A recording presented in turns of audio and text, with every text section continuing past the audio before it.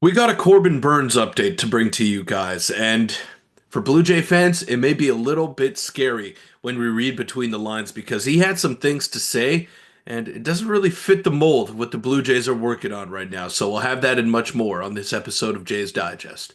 Welcome in, everybody, to Jay's Digest. I'm your host, Peter Vryonis, alongside host Nick Gosse. And Corbin Burnes is the name to watch right now in the free agency sweepstakes. It was Juan Soto for a while until he delayed his decision and then finally made it and signed with the New York Mets. But as it stands right now, Corbin Burnes is the name to watch, and he is the best remaining free agent. You could have even argued that he was the second best free agent behind Juan Soto. But before we break down what he said and how it impacts the Blue Jays going into these negotiations, I want to let you know that a large percentage of you who are watching these videos are not subscribed to the channel. So Nick and I have been grinding. Go ahead and hit that sub button. It mean the world to us, and we're getting closer and closer to our goal of 15,000, which we might hit by Christmas at this rate. So shout out to you guys for all the support, but don't stop it right there. Keep it going. Nick, a lot to dive into regarding Corbin Burnes today because I was not privy to this information that we are going to break down today. We have been discussing this. We know that the Blue Jays have been very involved in the sweepstakes of Corbin Burnes, but he's looking for something very specific with the next organization that he's seemingly going to be joining for what is the rest of his career. So you could tell that he wants to have his fingerprints on a lot of things and he knows his worth, but that may be some bad news for the Blue Jays. Yeah, we kind of got to see what he spoke out and basically revealed what he's valuing regarding free agency. Also, a couple updates as well from some interesting reporters. But I'm going to start with this. And this is what he said when asked about what he was looking for in and what he is looking for in free agency when it comes to finding a new team and, of course, staying there for the foreseeable future, maybe even and most likely the rest of his career given his age. So he said, I'm going to have to do a lot of research this offseason, a farm system, young guys coming up, groups of core guys that are on a team. Where does it look like teams are going to be competitive? Where are teams looking to spend money? I could provide value elevating some of the young guys in the staff, a group of young players. Maybe they just missed the playoffs, but you never know what's going to happen each year in baseball. So you just want to provide yourself the best chance to win. That's important, knowing you can provide more value to a team than obviously getting into the postseason and elevating the young guys. So, Peter, what are your thoughts on this here? It's a very interesting quote by Corbin Burnes. Obviously, he's at the point now where it's an interesting point of the offseason. We thought he was going to sign a very long time ago. Ultimately, he's still unsigned as a free agent, and he clearly values these things. When you're looking at it from a Toronto Blue Jays perspective, I'm not entirely sure that they check all of these boxes or many of them at all. Of course, their farm system, some are higher on it than others. But when it comes to a core of players and being competitive, I think they can be competitive, but I don't think that the Jays necessarily at this point are a super competitive team. That being said, they're offering the most money, and that's the reason that he hasn't already signed with specifically the San Francisco Giants or a team like the Red Sox. Yeah, and the reason he hasn't signed is because maybe he is unsure of the future of the Toronto Blue Jays. And let's get this out of the way right now. Corbin Burnes is an absolute workhorse at the top of your rotation. His last four seasons, 167 innings pitched, 202 innings pitched, 193.2, 194.1 last season with the Baltimore Orioles. He doesn't miss starts. He is absolutely electric every fifth day and you know what you're getting out of him. He's 31, going into his age 31 or 30 season, I believe.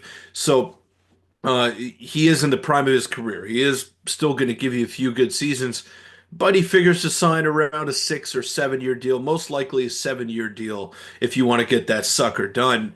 So that's going to take him until the end of his career.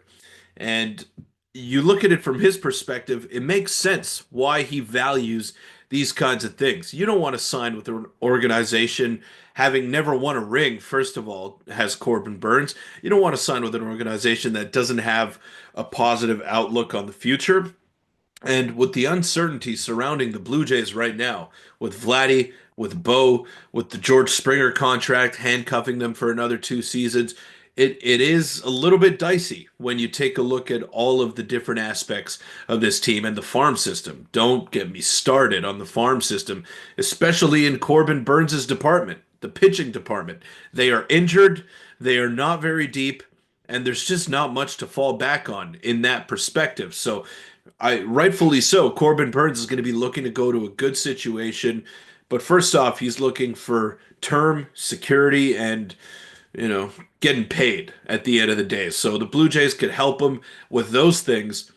But I don't know, like you said, Nick, I don't know how many boxes they actually check from what he mentioned in that interview that he had. Yeah, I do think the ultimate benefit for the Jays, and the reason he hasn't signed elsewhere is because the Jays, as of today and what we think, he has the highest offer at this point by the Jays. I think if he would have an offer similar to what the Jays are giving him for the Giants, maybe even the Red Sox, he probably would have accepted it. But we of course know at this moment it seems at least that the Jays have again the highest offer. We saw this report a while ago how the two teams expected to be the most aggressive were the Jays and the Giants, and that has come to fruition. They're looking to spend big on an ace, and we've seen some rumors fly. This is from Mario Pepin. He is a reporter. He said Red Sox are still in contention at the moment. The Blue Jays have the best offer. So again, don't take this fully as again, he's gotten some things right in the past, especially with Dominican players. That being said, obviously the person who's most privy to this information at this moment is Scott Boras and John Heyman, and John Heyman hasn't really had an update besides the Jays are, of course, among the couple of teams. But again, rumors are flying. Peter, you have Mock Bomb coming out and saying that the Jays still remain a favorite and that they have the highest bid. He's been right. He's been wrong. If there was ever a time for you to say grain of salt again, Nick, I'll now would be right the now. time. Take this one. Now Take would be Mock Bomb now with would a be grain the of time. salt. I'm throwing it in here because again, whether or not it's true, either way, it seems as if. And we were saying this regarding Juan Soto. The reports were that the Jays had the highest offer for Juan Soto. It basically ended up being true until the very end when Steve Cohen came up and outbid all the other teams. But Peter, it's at the point now where, you can see here they're going for a bunch of different players, and they've made a sizable offer to Corbin Burnes, according to another reporter here, Bill Madden, I believe this was. So everyone's saying the Jays are making offers. How about we go ahead and get it done and make this team better than it was last however many seasons.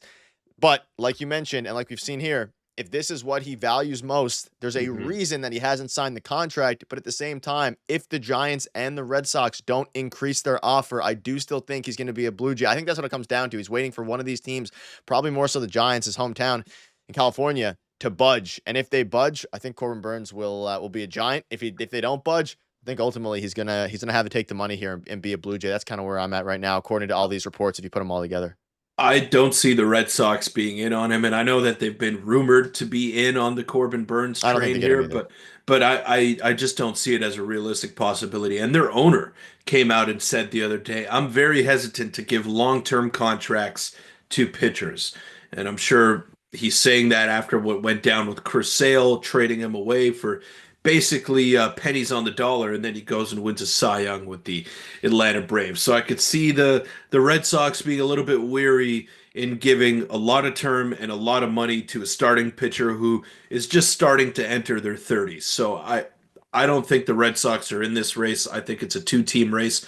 And I absolutely believe that the Blue Jays do have the highest offer, which is why he hasn't signed yet with the San Francisco Giants. Now, he can wait all he wants, but we saw that didn't work out. That didn't work out too well for a few guys who held out until the end of spring training or whatever. I don't think this is going to drag on that long. I hope to God it doesn't drag on that long because what are you going to do? You're going to wait for Corbin Burnes to sign with you in spring training, and then you're going to add a bat as an addition. I just don't see it dragging on that long. But yeah, it's been a long process now. It's been a very long process, and I think it is coming to an end. And the Blue Jays are currently neck and neck with the Giants. But in order to pry a guy away from his hometown, you have to offer the most amount of money, and you have to give the most competitive offer and the best offer in order to give yourself a chance. And now it's a waiting game to see if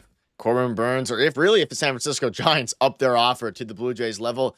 And if they don't, then it's a very good chance you see Corbin Burnes in a Blue Jays uniform. We'll keep you up to date with all the latest news, so make sure to hit the subscribe button. And again, I think it's going to be still a while, a bit of time. Peter, the Jays still have a ton of moves to do, so keep you up to date. Thank you guys for watching. See you later.